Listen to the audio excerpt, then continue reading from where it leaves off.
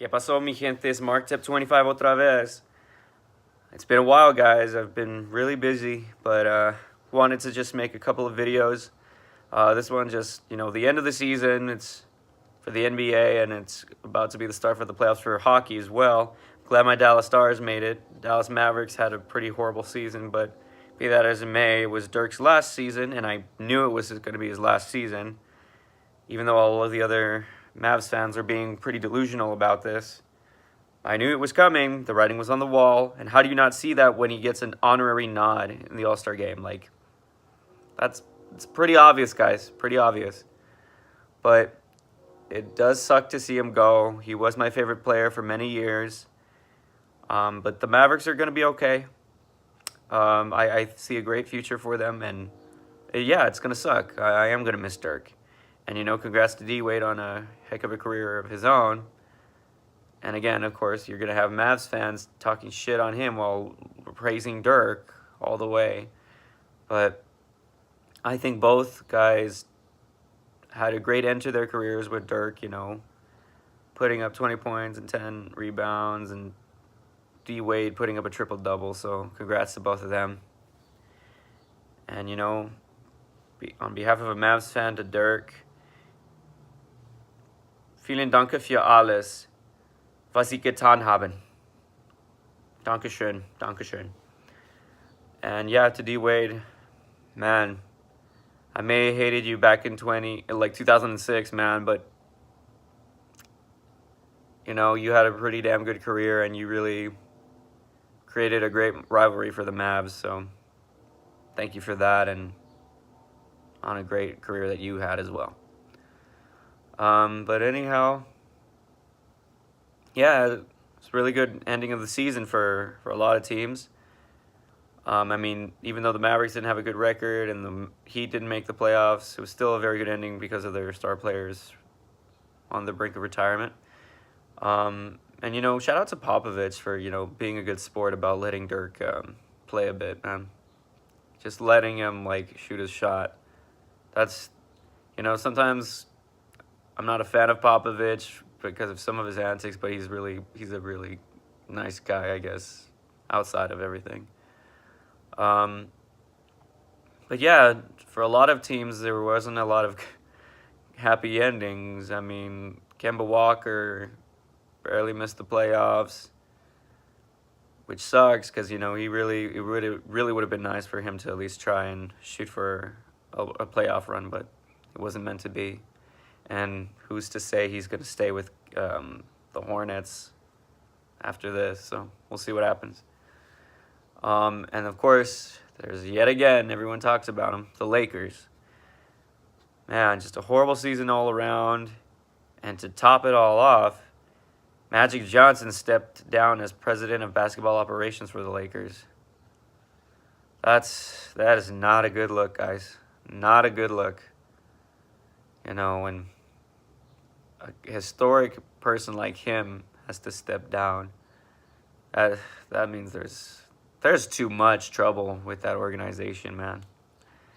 And who's to say what happens with LeBron? I mean, he's on contract for another 3 years or so, I guess, with 1 year being an opt-out year. But even then,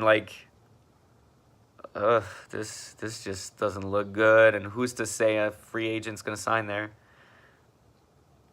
I mean, you never know. I mean, LA is LA. But then again, why go to a dysfunctional franchise when you can go to the Clippers? I know you Lakers fans are going to hate me for that, but it's true. The Clippers made the playoffs. They may be the 8th seed, but for the majority of the season, they were pretty much 6th seed. That's pretty damn good. They could have fucking just tanked as well, but they didn't. They stayed the course. And they did it without a true superstar. They got rid of Tobias Harris. It was pretty ridiculous, man. That's crazy that they're gone. That, and they still managed to make the playoffs. It's going to be an interesting series between the Warriors and the Clips. I mean, the Warriors are probably going to take that series, but I don't think it's going to be a clean sweep like most people think. I think it's going to come down to the wire. But I'm gonna put that for another video. But that's just what I'm seeing. And then just overall for the end of this season, just the questions as to what's gonna happen in the off season. Again, everyone points to the Lakers or the Knicks or, you know, I mean, but what about Brooklyn? What about the Clippers? You know what I mean? Those are really good spots. They're playoff contenders. Why not go for teams like those? I mean, granted, they may have the cap space, but why does that matter? They're historic franchises. Why does that matter? Like, you should value winning over anything else. I mean, if you want to go there and make them a contender, that's fine. But if you're already going to go with a contender, give yourself the best chance to win, why not join the Nets? Why not join the Clippers? You know? Why not do something different for a change? Why go to the teams that everyone wants to go for? You know what I mean? But there's that.